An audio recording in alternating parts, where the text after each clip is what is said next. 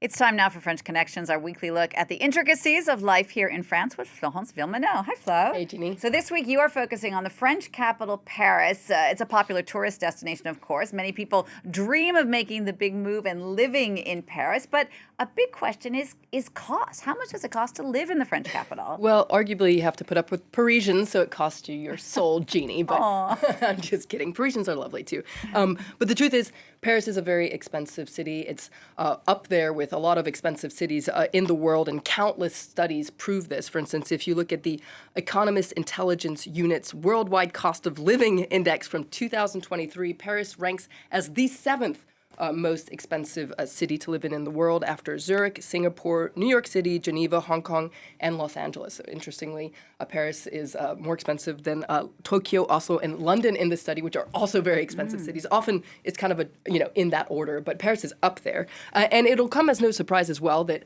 if you look at France, Paris is the most expensive place to live as well. Right. So why is it so expensive to live in Paris? Well, it's due to a combination of factors. Mainly, Paris is a very attractive place. You know, there are very high-paying jobs here. You've also got the way of life. You've got the fashion. You've got the culture. You've got the gastronomy. You've got good education as well. And all this adds up to a premium to living in Paris. They call it the cultural capital premium. These kind of premiums exist in New York City and London as well, for instance. And all this means that the cost of living is higher in Paris, whether it's food, entertainment, healthcare, transport. All these things are more expensive in Paris, and perhaps most importantly, housing is most expensive in Paris. And with inflation, it's gotten worse, and there are a lot of fears that Paris could actually turn into a ghetto for rich people. All right, let's zoom in a little bit more on the housing. I mean, again, why is it so expensive? Whether you're buying or renting, both are very expensive here. It's pretty simple.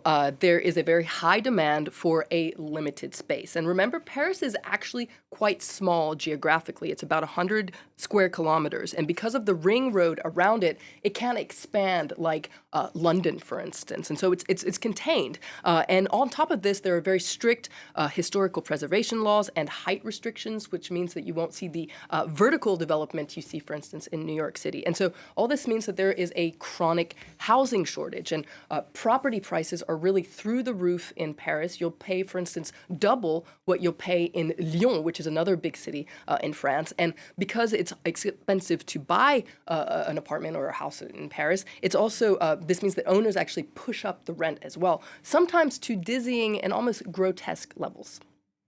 J'habitais au troisième, juste là. J'avais une surface de 17 mètres carrés et je payais 820 € de loyer, ce qui est quand même énorme.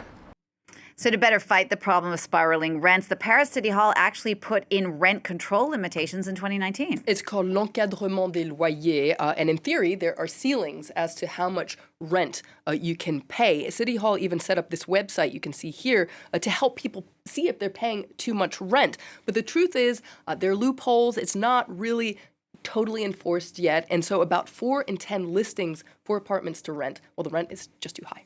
All right, now for people who have limited means, obviously finding a suitable place to live is very difficult, not to mention very stressful, but there is one option available for people who have lower income, and that's social housing. That's right. Now, Paris counts about 2 million inhabitants, and there are over 260,000 social housing units, so that's about 25% of primary residences in the capital. Depending on how much you earn and your family situation, you can apply for this social housing. And a lot of people can actually apply for it, but there's a long waiting list. It can take several years to actually get an apartment, and then you have to go through this special committee. Now, the vast majority of these social housing situations are located in the east of the capital, but each arrondissement has to provide a social housing in the name of what they call mixité sociale, so social mixing. And this means that social housing can actually pop up in surprising places. For instance, La Samaritaine, which you can see right here, this is an iconic department store located along the Seine. You're going to see a couple. They managed to land an 80 square meter apartment for 1,400 euros, all included, which is very cheap in Paris, and it changed their life. Bon, je passais ma vie dans les bouchons. Là, j'ai plus de voiture. J'utilise que les transports, mon vélo. J'ai l'impression d'être en vacances tous les week-ends. C'est un autre monde. On vit différemment. On est beaucoup plus posé, bizarrement, alors qu'on est sur Paris. Yeah, 80 square meters. That's like a good 2 to 3 bedroom apartment. It's a good size. But many people, when they think about living in Paris, they think of those tiny, cramped little studios, maids' rooms up at the top of apartment buildings. Absolutely. It's our word du jour. It's a chambre de bonne. So this is the expression that you use for these little rooms that are at the top of buildings. So it translates as maid quarters because this is actually traditionally where domestic servants lived in these Haussmannian buildings under the eaves on the 6th or the 7th floor, all the way up there. Now, they're very small. They typically range between 9 and 15 square meters. Some are even smaller than that. But to be able to rent a space in Paris, the minimum size is 9 square meters, which is 97 square feet. And the ceiling has to be 2.2 meters. So there are some laws. But it's really fascinating how much you can fit into these very cramped spaces. People get very creative. Bonne chance pour rentrer. Hop là. Ah oui, c'est très exigu.